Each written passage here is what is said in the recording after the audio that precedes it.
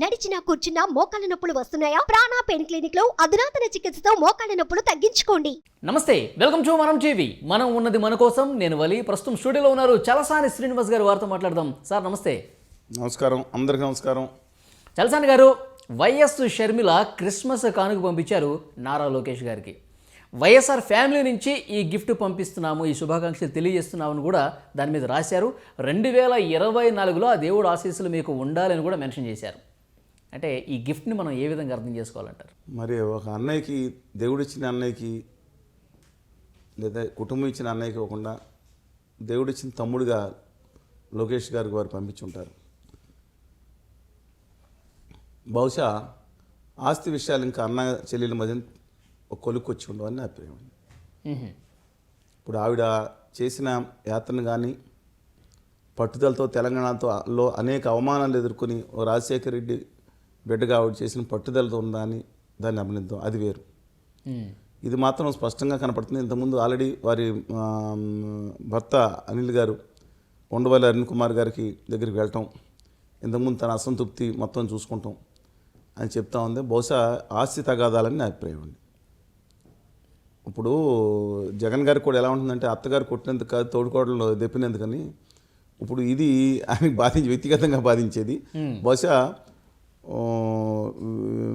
షర్మిల గారు వాళ్ళ కోపంతో వాళ్ళ వదిన గారి మీద కూడా ఉంటుందేమో అని అంటుంటారు. That is personal issues. But రాజకీయంగా వాళ్ళు స్పందించమని అడిగారు కాబట్టి చెప్తున్నాను. బహుశా వాళ్ళ ఆస్తి తగాదాలు ఇంకా ఒక కొలుకు వచ్చి ఉండవని అభిప్రాయం. నిజంగా వాళ్ళిద్దరి మధ్యన అదే ఆస్తి తగాదాలు పదవి ఇచ్చి ఉంటే వారు తెలంగాణకు వచ్చి ఉండేవారా? మీరు ఇంటర్వ్యూస్ చూసుకోండి. ఆస్తి తగాదాలు ముఖ్యమని అని బయట చెప్పేది. సరే, పదవి కూడా ఇచ్చేసి ఉంటే ఆవిడ హ్యాపీగా దాంట్లో ఉండేవారు. అంటే పదవి రాకపోతే ఇంకో దాంట్లోకి వెళ్ళిపోవచ్చు అన్నమాట. ఇప్పుడు నారా ఫ్యామిలీ లేదు, వాళ్ళ ఇష్టం. సార్, నారా ఫ్యామిలీకి గిఫ్ట్ పంపించారు అంటే వైఎస్ఆర్ కుటుంబం నుంచి పంపించారన్నారు. అంటే అది ఇప్పుడు విజయలక్ష్మి గారు అందరూ కూడా కలిసి పంపించినట్టే అభిప్రాయం. బ్రదర్ అనిల్ కుమార్ గారు. ఈ సంప్రదాయమే లేదు గతంలో. అసలు వైఎస్ఆర్ ఫ్యామిలీ నుంచి నారా ఫ్యామిలీకి గిఫ్ట్ పంపించడం ఒక పండగకి అంటే గతంలో ఎప్పుడు మనం చూడలే.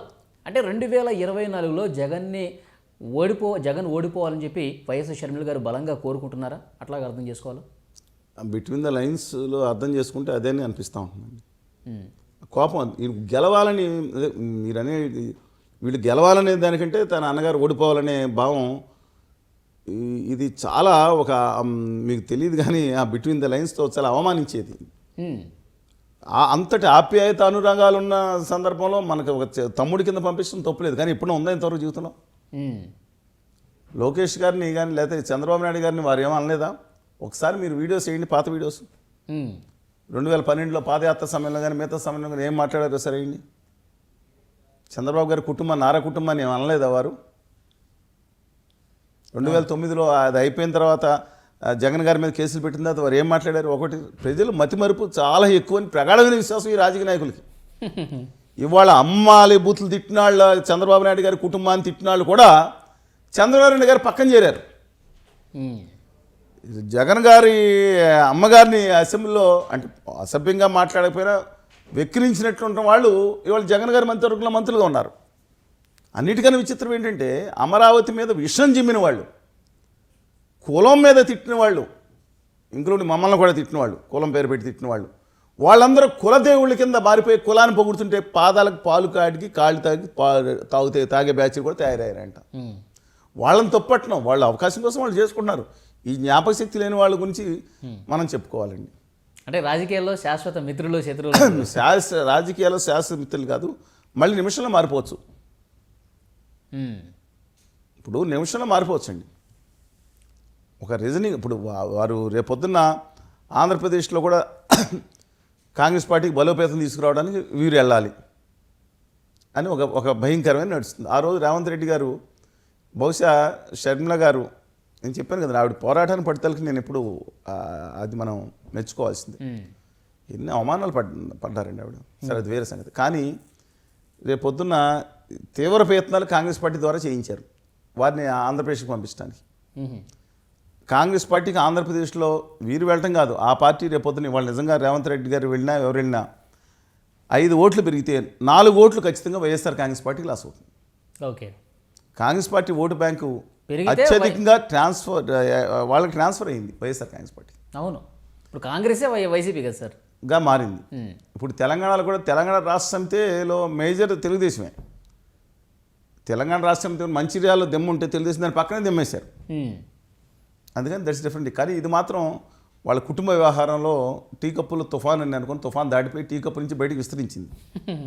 అవసరం ఉన్న వాళ్ళు దాంట్లో సమిధులు వేస్తూ ఉంటారు. ఓకే. మన సమిధి కానీ రాష్ట్రం ఆంధ్రప్రదేశ్ జరుగుతున్న ఇంతకాలం బట్టి ఆంధ్రప్రదేశ్లో జరుగుతున్న కక్షాదింపు చర్యలు కానీ జగన్ గారి పాలన మంచి ఉంటే మంచి అని చెప్పాలి. దాంట్లో కొన్ని నవరత్నాలు మంచి చేస్తూ ఉన్నారు ఆయన. ఇవాళ మన వాలంటీర్లు తిట్టారు. వాలంటీర్లు చేసే మంచి పనులు కూడా ఉన్నాయి. వాళ్ళ మీరు వెళ్ళి కనుక్కోండి ఎంతమందికి 2750 ఎలా ఇస్తున్నారు. అలాగే ఇళ్ల స్థలాలు 32 లక్షలన్నీ ప్రకటించుకోనండి. ఎన్నన్నా కానండి 2 మిలియన్స్ పైగా ఇళ్ల స్థలాలు ఈ దేశ చరిత్ర ఇచ్చిన మంచి పనులు ఉన్నాయి. అప్పుడు అభినందించారా? షర్మిల గారు అభినందించారా? పోనీ కక్షాదింపు చర్యలు చేసి నేను నిష్పక్షపాతంగా మాట్లాడాలి కాబట్టి చెప్తున్నా. ఖచ్చితంగా నా చెడు జరుగుతున్నప్పుడు ఖండించారా? అవును. చంద్రబాబు నాయుడు గారిని అంత వేధించినప్పుడు వెళ్ళి పరామర్శించారా? లేదుగా. ఉన్నట్టుండి ఎందుకు అంత తమ్ముడి మీద అంత ప్రేమ వచ్చింది? అన్నగారితో ఆస్తిగదాలు సెటిల్ కాలేదనా? నాకు తెలియదండి. How far it is true. ఇంకా ఇష్యూస్ ఉన్నాయన్నా తెలుసుకున్నాను. కానీ ఆవిడ నేను వ్యక్తిగతంగా విమర్శించాల్సి మళ్ళీ లేదు. రాష్ట్ర రాజకీయాలు మాత్రం వీళ్ళు రాష్ట్రాన్ని ఇప్పుడు కాపాడటానికి వచ్చేస్తారా? రాష్ట్రాన్ని ప్రత్యేక హోదా కోసం వచ్చేస్తారా? ఏ రోజున మాట్లాడారా? ఆంధ్రప్రదేశ్కి ఇప్పుడు ప్రత్యేక హోదా విభజన హామీలు రావాలని ఒక్కసారి మాట్లాడిన సందర్భాలు ఉంటే చెప్పండి నాకు గట్టిగా. ఈ మధ్య 5 సంవత్సరాల్లో షర్మిల గారా? అవును.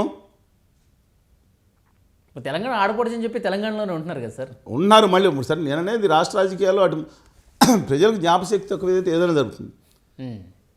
ఇప్పుడు లోకేష్ గారు మా మీద అంత అనేక సార్లు అరెస్టులు లేదా కేసులు పెడతాం కానీ అనేక సార్లు ఏ రోజున ఖండించారు ఒకసారి కూడా? అవును. చంద్రబాబు నాయుడు గారు హయాంలో చేశారు. అప్పుడే ఖండించారు పని. చెప్తున్నాను నేను. రోజా గారి గురించి ఖండిస్తారు, తప్పులేదు. రాష్ట్రం కూడా వారసత్వ రాజకీయ నాయకుల చేతుల్లో చిక్కుపోయిన పరిస్థితుల్లో కనపడుతుంది. వారసత్వం తప్పు కాదు, కానీ వారసత్వాన్ని హక్కుగా తీసుకుని చేయటం తప్పండి. రాష్ట్రం తమ కుటుంబం రాసిచ్చిన రాతలాగా వీలునామాగా రాష్ట్ర ప్రజల్ని వాళ్ళందరినీ భావించడం అనేది తప్పండి. ఓకే. Commitment is different. కాంగ్రెస్లోకి వచ్చే పరిస్థితి ఉందంటారా సార్? మళ్ళీ ఏం ప్రజలు మతిమరుపు కదండి. నేను నాకు ఆంధ్రతో నాకు సంబంధం ఏంటని కుండలు దబడదబడ బద్దలు కొట్టుకుంటూ వెళ్ళారు ఆవిడ. ఒక్కొండ కాదు 10 కుండలు బద్దలు కొట్టారు. నాకు అసలు నేను తెలంగాణ పెట్టిన ఆంధ్రప్రదేశ్తో నాకు సంబంధం ఏంటని మా అలాంటి వాళ్ళు నరక యాతన పడుతున్నా. ఆ ప్రభుత్వాలు ఈ ప్రభుత్వాలు ఏ రోజు కూడా సంఘీభావం తెలుసుకుని పాపని కూడా పోలేదు. మళ్ళీ దేవదూత కింద వారిని ప్రవేశపెడితే కాంగ్రెస్ పార్టీ ప్రవేశపెట్టచ్చు. అది చంద్రబాబు నాయుడు గారికి అడ్వాంటేజ్గానే మారుతుందండి. కానీ ఆవిడ అంత నాలుగు మార్చుకునే మాట మనిషిగా నాకు కనిపించరు ఆవిడ. ఓకే. ఆవిడకి వాళ్ళ అన్నయ్య గారితో విభేదాలు స్పష్టంగా కనపడుతుంది. మోస్ట్లీ ఆస్తి వివాదాలే ఉంటుంది. వారసత్వాన్ని నేను తీసుకోవాలి, నువ్వు ముఖ్యమంత్రి నాకు ఢిల్లీలో ఇస్తే నేను కూడా కనిమొండలి గారిలాగా శకం తిప్పుతానని చెప్పుంటారు. ఆయన మామూలు మనిషి కాదండి. అతను ఎవరికి కూడా ఆయన శాసనం ప్రకారం ఆయన చేసుకోవాల్సింది అనేది ఒక ఏకపక్ష వైఖరి ఉంటుంది జగన్మోహన్ రెడ్డి గారికి. ఓకే. ఆయన సొంత బాబాయిలు ఎవరో కూడా ఆయన మాట వినాల్సింది. సూచన చెప్తారో కూడా గట్టిగా మాట్లాడితే మాట్లాడిన పరిస్థితులు చెప్తారు. ఆయన ఉన్నాం మళ్ళీ మిగతా వాళ్ళు చెప్పింది. ఓకే. అంటే మనం గంటాపదంగా ఎలా చెప్తాం? చాలామంది చెప్పేస్తుంటారు ఇంట్లో జరిగి చూసిన సంఘటనలు వచ్చినట్టు చెప్పేసి ఆ రోజు నేను చూసిన ఎలా చెప్తాం? మన విశేషం మీరు చెప్పారు. ఒక ఉద్యమగాడుగా ఆంధ్రప్రదేశ్కి లేదా తెలుగు జాతి జరుగుతున్న అన్యాయం సందర్భంలో డెఫినెట్గా ఎవరు పోరాడినా వారు పోరాడేది ఉత్తర భారతీయ జనతా పార్టీతో పోరాడతాను ఇంతకుముందే పోరాడాలి గట్టిగా. వారి పోరాడింది ఎక్కువ బీఆర్ఎస్ పార్టీతో. ఉత్తర భారతీయ జనతా పార్టీ గురించి ఎప్పుడు గట్టిగా మాట్లాడారా? లేదు. చూద్దాం సార్ భవిష్యత్ పరిణామాలు ఎలా ఉంటాయి అనేది. Thank you very much. ధన్యవాదాలు.